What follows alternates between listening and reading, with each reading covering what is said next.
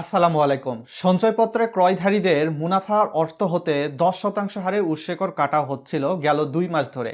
5 লক্ষ টাকার কম বা বেশি বিনিয়োগ করলেও কিন্তু এটি দেখা যাচ্ছিল। তো এটা নিয়ে কিন্তু সাধারণ সঞ্চয়পত্র ক্রয়ধারী এবং জনগণের মধ্যে একটা বিভ্রান্তি এবং অসন্তোষের সৃষ্টি হয়েছিল। যদিও এনবিআর ইতিমধ্যে একটা সুখবর দিয়েছে, এই যে উৎসেকর 10% যেটা তারা পূর্বে বলেছিল, যদিও 2023 সালের আয়কর আইনে হয়তোবা পাশ হয়েছিল, কিন্তু কোনো এক অজানা কারণে সেটা হয়তোবা ইনপুট দেওয়া হয় নাই যথাসময়ে।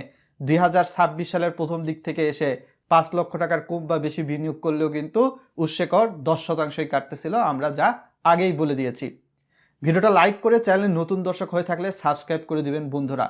তো এখন এনবিআর অর্থাৎ জাতীয় রাজস্ব বোর্ড সূত্রে বিষয়টি স্পষ্ট করা হয়েছে যে আপনার যদি পেনশনার সঞ্চয়পত্র থাকে তাহলে 5 লক্ষ টাকা পর্যন্ত বিনিয়োগে কোনো ধরনের উৎসেকর নেই।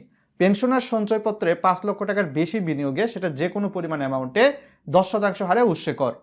আর পেনশনার সঞ্চয়পত্রের বাইরে পরিবার সঞ্চয়পত্র, 3 মাস অন্তর মুনাফাভিত্তিক সঞ্চয়পত্র, বাংলাদেশ সঞ্চয়পত্র, এগুলো যেহেতু সাধারণ বাংলাদেশি নাগরিক হিসাবে আপনি বা আমি কিনতে পারি, সেক্ষেত্রে 5 লক্ষ টাকা পর্যন্ত যদি একটা অর্থ বছরে আপনার বিনিয়োগ থাকে তাহলে উৎসেকর 5%ই কাটবে।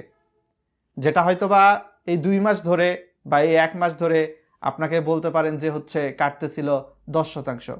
আর 5 লক্ষের বেশি যখনই বিনিয়োগ করবেন সেক্ষেত্রে 10% হারে উৎসেকর কাটবে। তো এনবিআর এর সিদ্ধান্তটাকে আপনারা কেমনভাবে দেখছেন, ভালো নাকি মন্দ, ভিডিওর কমেন্ট বক্সে কমেন্ট করে জানাবেন।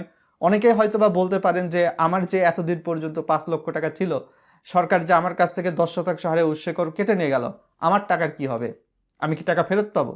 ভাই, সরকারের কোষাগারে যেই টাকাটা একবার যায় সেটা ব্যাক পাওয়ার চান্স বা পসিবিলিটি 99% নেই বললেই বলা চলে।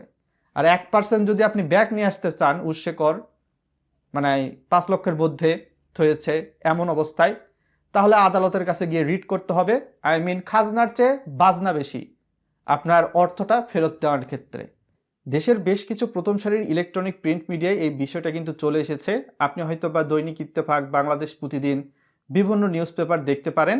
এবং এক্ষেত্রে আয়কর আইন 2023-এর 105-এর বরাত দিয়ে এনবিআর জানায়, কোনো ব্যক্তির যদি কোনো একটি আয় বর্ষে সব ধরনের সঞ্চয়পত্রে মোট বিনিয়োগের পরিমাণ 5 লক্ষ অতিক্রম করে, তবে অর্জিত মুনাফার উপর 10% হারে উৎসেকর প্রযোজ্য হবে, যা আগেই বলেছি। সো এটাই ছিল মোরাল অফ দ্য স্টোরি।